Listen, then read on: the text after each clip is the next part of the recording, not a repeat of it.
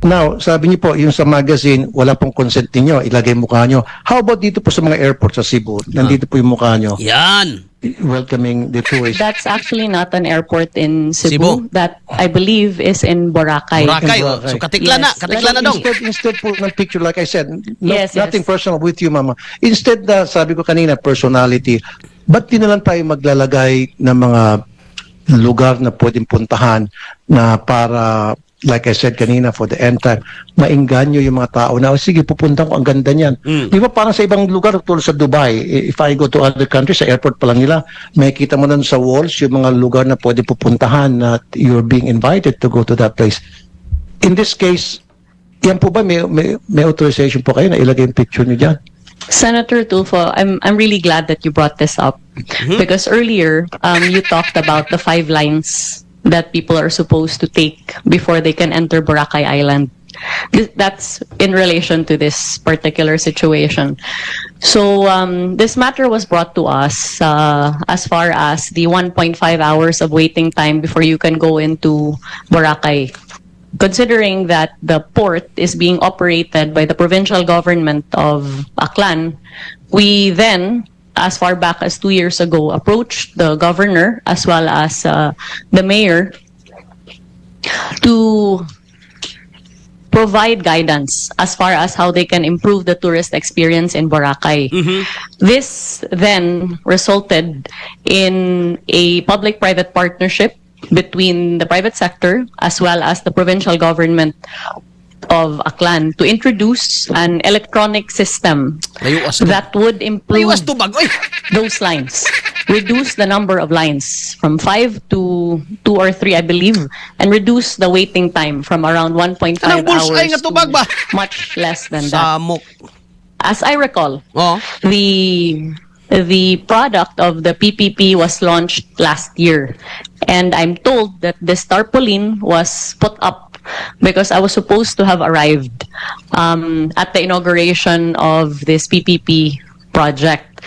But another urgent matter came up here in Manila, and hence I was not able to attend. That is the reason why that welcome tarpaulin is there. But I did not direct the putting up of that tarpaulin, but the reason why it's there is because they put it up as a welcome sign at the launch of that PPP project Mulusot pa yun. to improve the ticketing of Boracay. Now, sabi niyo po, yung sa magazine, wala pong consent niyo, ilagay Ginadong. mukha niyo. How about dito po sa mga airport sa Cebu? Na yung mga magazine, mga tourism magazine, no, sa Department of Tourism na to, ang mga nakabutang, naong mga igala, nining secretary. Kasi pangalan, ano daw, Maria Cristina, no? Maria Cristina Frasco. No doubt, no? Gwapa man si madam. Oh, why problema na, madam? Gwapa kay ka. Ikaw na. Kuhaan ka, madam, Rina Bells. Gwapa.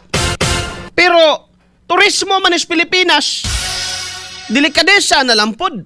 Bisan pag moingon kag wala kay consent, giganahan man sa ka. No, nga makita imong dagway diha sa mga tarpaulin, mga magasin. Diba? Kung usabon, na naman nga atong anti-epal, no, ipatuma na may galabi. Pananglitan ka ng mga kuan, ka ng mga suruyana na to. No, mga tourism kuan na to, may gala, tourist spots na to. No? Mo na ibida na to kay nindot man ni mga higala ning ekonomiya sa turismo. Una agod bay. Una agod niyo. Kung nindot imong turismo, mabito nang importante nga ang nasod mga higala way mga hold upper, no, way mga snatcher. No? Kung unsa lang ito'y maayong gawi sa mga Pilipino, may ito ipakita para magbalik-balik ng mga nasod, may gala, mga banyaga, magsigig sulod res Pilipinas. No? Kana mga puriner. Okay, para, may na lang, basin daig na uban diya, may gala, mabit-bit pa ingon New York. Diba? Kidding aside, no? Mamito nang, importante ang peace and order, no? Kay, kung malinaw ang lugar, nasayod kang di ka makawatan diha, di ka mawad-an diha maigsoon, no? Musalig yun ang mga puriner, no? O ang mga turista. Now, ang turismo dako kayog ambag bay sa atong ekonomiya. Ngano? Magdala silang kwarta gikan sa ilang nasod paingon diri, pwede ba di kang musuroy nga way kwarta? Like for example, mga Americans, pag abot ana nila diri sa Pilipinas bay, wala na sila'y dala nga piso. Ang dala ana nila dollar.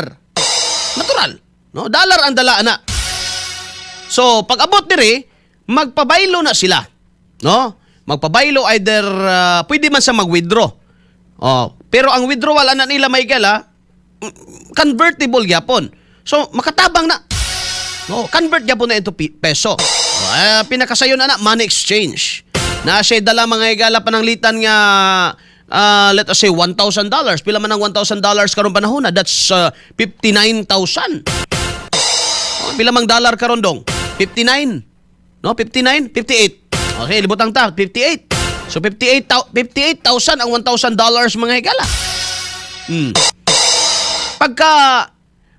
Pagsaka sa dollar na pod, balor niya na kay dollar daan mga katropa, bintaha na sa imuha. Kaya kanang dollar mo, gamito na to, mga igsoon, no? Sa pagpamalit na to, mga igalag, mga import commodity. No, mga imported na to, pansa ng bugas. Di man ka pwede mo palit og bugas, may gala, gamito ni mo ng atong 1,000. Kanang atong kwarta, diri, di man na dawaton may gala sa international market o sa world market. Ang dawaton may gala, og nahimo ba nga, mura og madawat sa tanang currency, ang Amerika man, mahimo ana bay? Kuya ba ni kwarta sa Amerika? Kay matod pa, mao'y pinakalig-on o pinaka-stable. So far, purya buyag ha?